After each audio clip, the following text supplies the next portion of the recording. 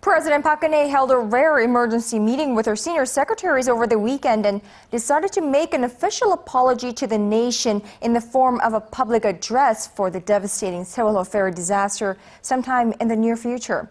Now, the address will also include measures to completely reform the nation's crisis management system. Our correspondent Choi You-sun has more. When President Park Geun-hye addresses the nation in the coming days, she's expected to apologize to the Korean people for the government's failure to prevent the Sewol-ho ferry tragedy. She has apologized a number of times since the accident nearly a month ago, but has been criticized for not making one directly to the public. In her speech, President Park will also lay out the details of a new master plan to bolster national safety and a new ministry she's previously pledged to establish to oversee emergency response and management.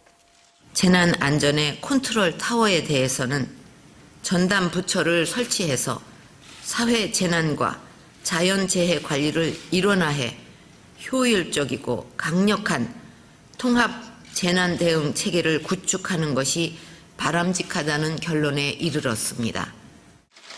At a surprise meeting with her senior secretaries on Sunday, the president also discussed ways to bring about sweeping reforms to public service and root out irregularities that are blamed for having caused a deadly ferry accident. It's a sentiment President Park first iterated 2 weeks after the Sewol-ho ferry sank. 이번에는 반드시 과거로부터 이어져 온 잘못된 문제들을 바로잡고 새로운 대한민국의 틀을 다시 잡아서 국민들의 신뢰를 되찾고 안심하고 살 수 있는 대한민국을 만드는 길에 나설 것입니다. There's also speculation about reshuffles within the cabinet and the presidential office, especially as a number of officials have been slammed publicly for inconsiderate behavior since the Sewol-ho accident.